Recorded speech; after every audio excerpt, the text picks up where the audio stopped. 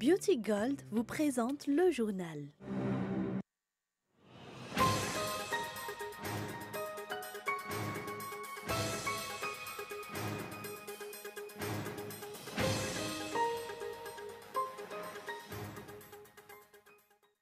« 16 500 tonnes de riz destinées aux Malgaches en difficulté ont été acheminées au port de Tuamasen et accueillies par le chef d'État. Au cours de son passage sur place, le président de la République a également fait un rappel sur la construction d'infrastructures conformes aux promesses faites lors de sa campagne électorale.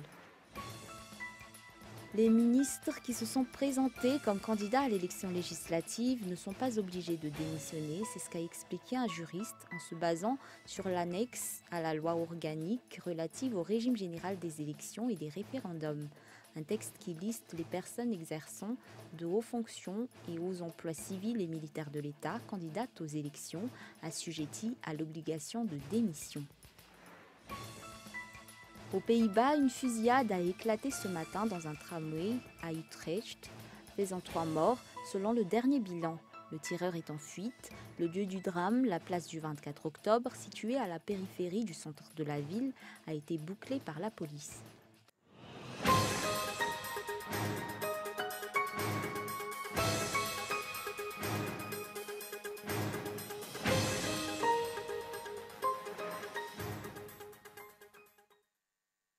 Merci d'être avec nous sur Cool TV. Bonsoir. Dans l'actualité aujourd'hui à Madagascar, 16 500 tonnes de riz destinées aux Malgaches en difficulté ont été acheminées au port de Tuamasen et accueillies par le chef d'État.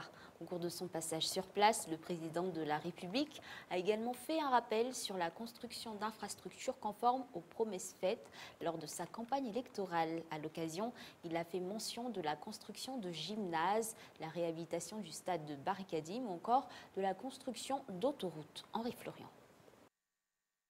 Les 16 500 tonnes de varmour destinées à toute la grande île ont été acheminées au port de Tuamasen, du riz qui sera distribué au peuple malgache à compter de la semaine prochaine afin d'alléger les dépenses quotidiennes de ceux qui sont vraiment dans la nécessité. 16 500 tonnes. 16 500 tonnes. Plusieurs cales viennent d'accoster et transportent en tout 16 500 tonnes de riz qui seront vendus à prix abordable dans tout Madagascar pour ceux qui sont vraiment dans le besoin. C'est une priorité et c'est pour cela que je suis ici. Il faut savoir que ce riz est de très bonne qualité avec seulement 20% de brisure. 20% de brisure. D'autre part, le chef d'État a également promis plusieurs infrastructures aux habitants de la province de Tuamasen. Stade municipal de Tuamasen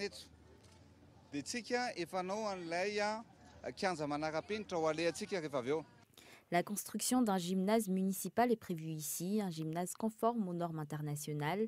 Des centres commerciaux vont aussi être construits pour pouvoir exposer les arts malgaches. Des projets qui font partie du programme de modernisation de Tuamasen.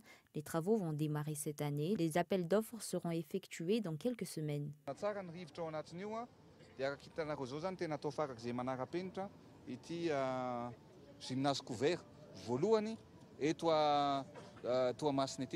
Outre cela, le président Andrazoul s'est aussi rendu au stade de Barikadim et a renforcé la réhabilitation de ce stade afin qu'il soit également conforme aux normes.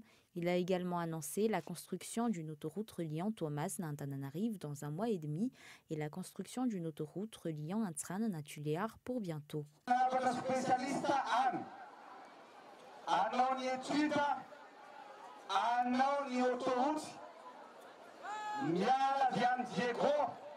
J'ai déjà fait appel à des spécialistes pour mener une étude pour la construction d'autoroutes reliant Diego à Tuléar et Tamatave à Antananarive, mais je n'attendrai pas les résultats de cette étude. Les travaux pour la construction de la première autoroute reliant Tuamasen à la route nationale qui mène à Antananarive débutera dans 1 mois et demi et durera 2 ans.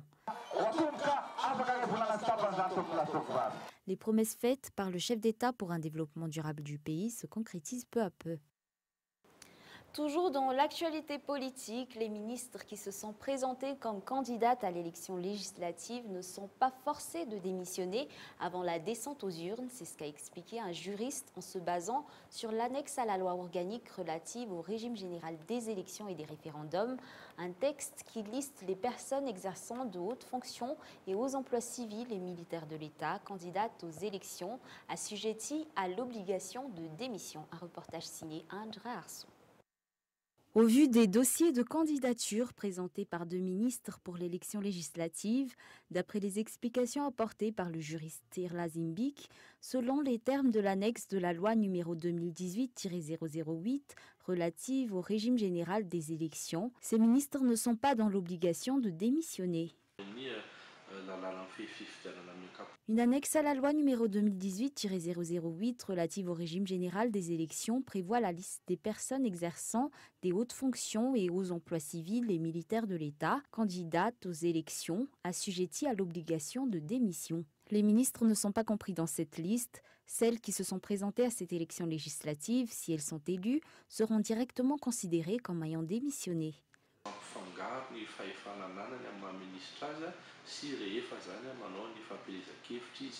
Les organes de vérification et d'enregistrement des candidatures dans les 119 districts de l'île ont reçu au total 855 dossiers de candidature si le nombre de députés requis s'élève à 151. La liste définitive des candidats dont les dossiers ont été validés devrait être publiée demain par la Commission électorale nationale indépendante. Le ministère de l'Aménagement du Territoire a effectué une descente à Tsarasoch et sur le site de l'arboretum Sizaimbatpe, une action qui fait suite aux notifications de scellage publiées la semaine dernière. Pour rappel, des travaux ont été entrepris illicitement sur ces deux propriétés publiques. Le ministère de l'Aménagement du Territoire, de l'Habitat et des Travaux publics a procédé au scellage du site de l'arboretum Sizaimbatpe ce lundi. Pour mémoire, rappelant que cet espace se trouve dans une zone protégée et abrite une collection d'espèces d'eucalyptus et de pins endémiques existant sur l'ensemble du territoire de Madagascar. En 2017, il s'est avéré que ce domaine a été vendu illicitement à un privé qui, sans autorisation du ministère de tutelle et sans aboutissement de la demande de permis de construire, a procédé à la coupe des arbres et initié une grande construction de 3 bâtiments qui sont censés être des éléments composant un grand complexe hôtelier.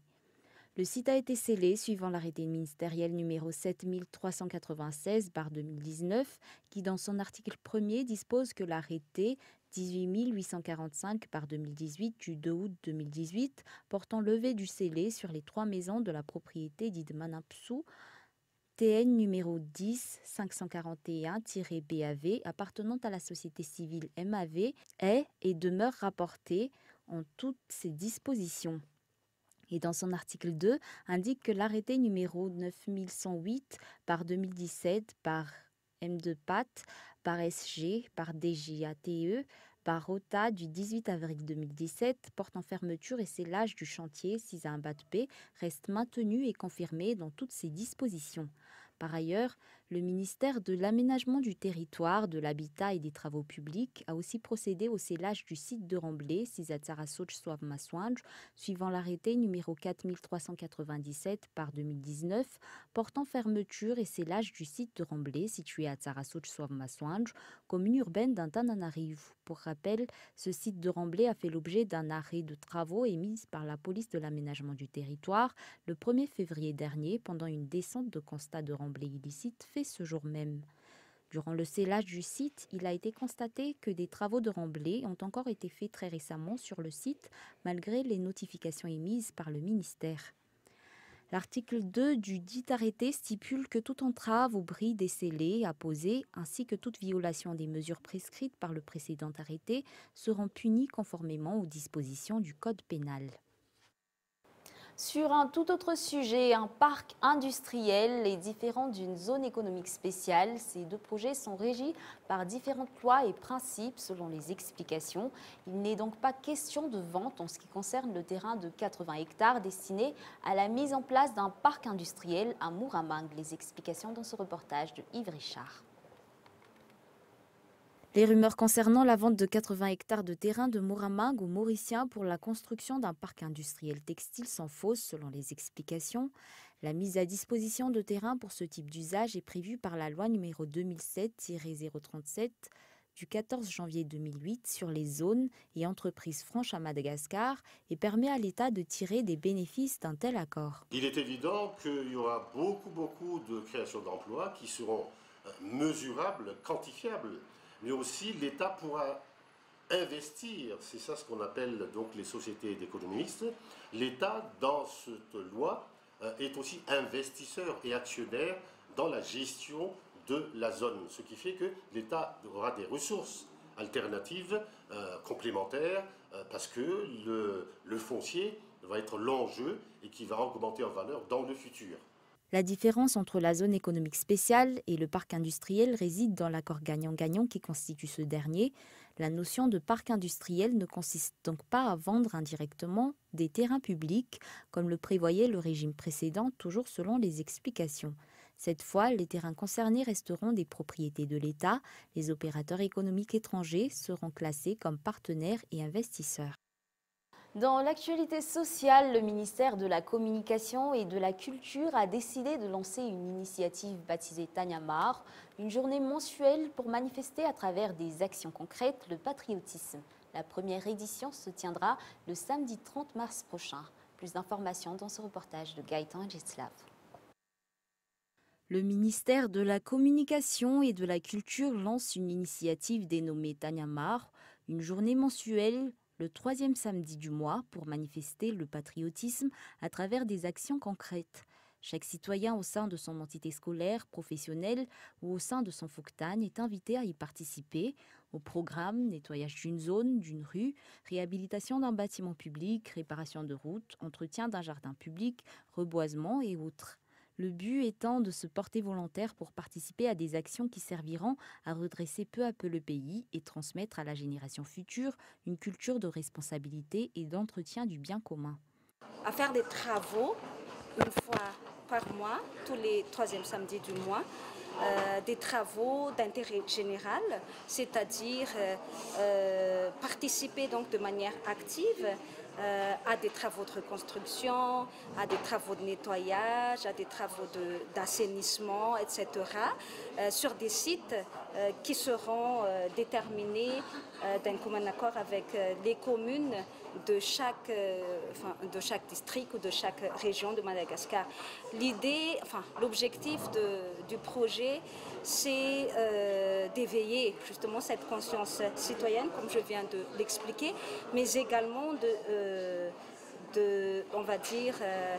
d'impulser le sens de vivre en harmonie et de travailler, ensemble pour le bien de la nation malgache. La première édition se tiendra le samedi 30 mars prochain, exceptionnellement un 5e samedi, car il s'agit du lendemain du 29 mars, une journée de commémoration qui marque le patriotisme. Le ministère de la Communication et de la Culture fera son lancement avec la réhabilitation du grand hôpital de Maïti. Les citoyens malagasy, qui qu'ils soient, qui travaillent dans les ambassades, dans les départements ministériels, dans les sociétés privées. Donc l'appel est lancé aussi bien au secteur public qu'au secteur privé pour qu'ils puissent participer chacun de leur côté et en choisissant eux-mêmes donc les sites qu'ils souhaiteraient où ils souhaiteraient effectuer des travaux d'assainissement, de nettoyage ou de reconstruction ou même de construction. On a calqué en fait Tanyamar sur le modèle rwandais on a prouvé donc le succès, la réussite de ce modèle rwandais et nous pensons vouloir faire la même chose pour à terme donc se dire que les Malagasy peuvent continuer à vivre en harmonie et peuvent continuer à travailler ensemble pour le bien de la population sans qu'il n'y ait forcément des rémunérations ou des contreparties financières. Cette initiative ne concerne pas uniquement les habitants de la capitale, mais ceux de toute la grande île, une idée issue de la culture malgache de l'entraide, mais aussi de l'exemple donné par le Rwanda, qui est à ce jour classé comme étant le pays le plus propre du continent africain, où des progrès considérables ont été notés au cours de ce XXIe siècle. La contribution de l'Umuganda au développement du Rwanda depuis 2007, année de généralisation de cette initiative, est de 60 millions de dollars. Passons maintenant aux actualités internationales. Fusillade aux Pays-Bas. Au dernier bilan, 3 corps ont été retrouvés. L'attaque a eu lieu dans un tramway. Le tireur est toujours en fuite. Reportage France 24. À Utrecht, pour la police néerlandaise, la chasse à l'homme est toujours en cours. L'homme qui a tiré dans un tramway ce lundi est toujours soupçonné d'être retranché dans l'un de ces immeubles, proche de la gare où a eu lieu la fusillade. La tension est palpable et la police montée cherche à éloigner les nombreux journalistes qui filment les recherches. À La Haye, le Premier ministre néerlandais a interrompu ses réunions. Un journaliste lui demande s'il confirme le terme de situation terrifiante. Nous enquêtons, mais je suis très inquiet. Plus tôt ce lundi, un corps était visible sous une rame de tramway. Il sera bientôt recouvert. L'attaque a eu lieu sur la place du 24 octobre, en périphérie de la ville, dans ce tramway où le tireur a ouvert le feu sur des passagers. Le bilan n'est pas définitif. Plusieurs hélicoptères médicaux ont été déployés.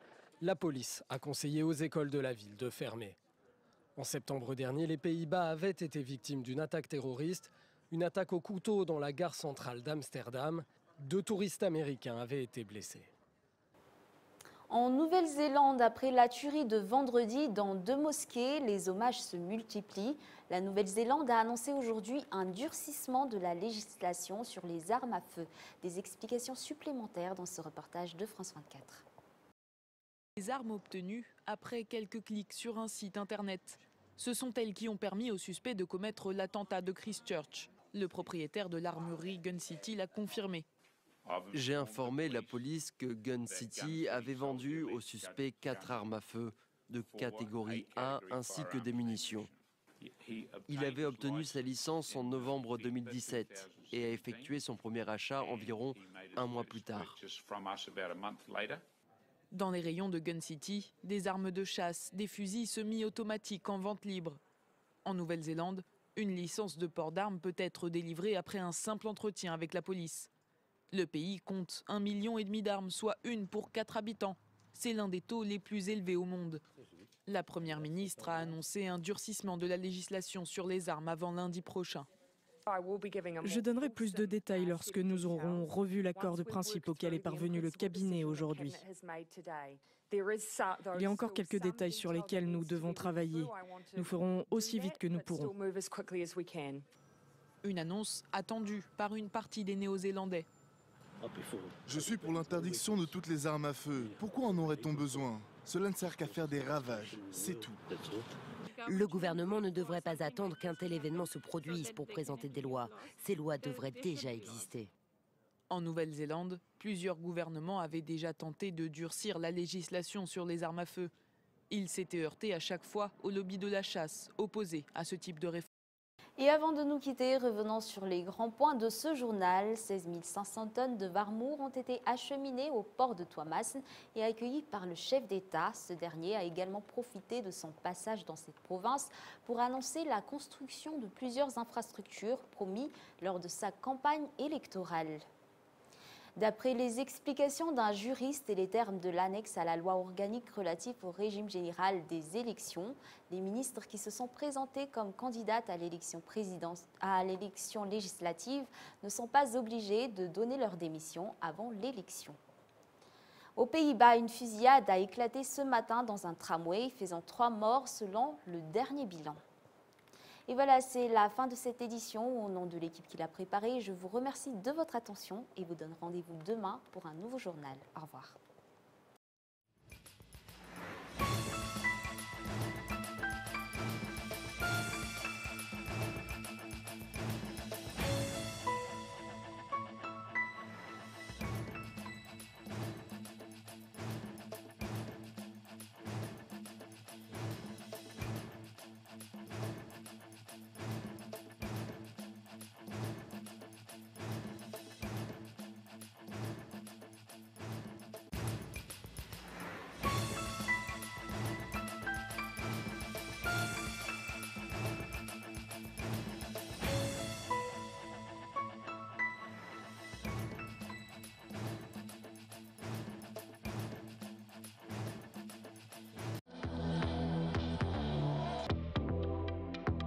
Le journal vous a été présenté par Beauty Gold.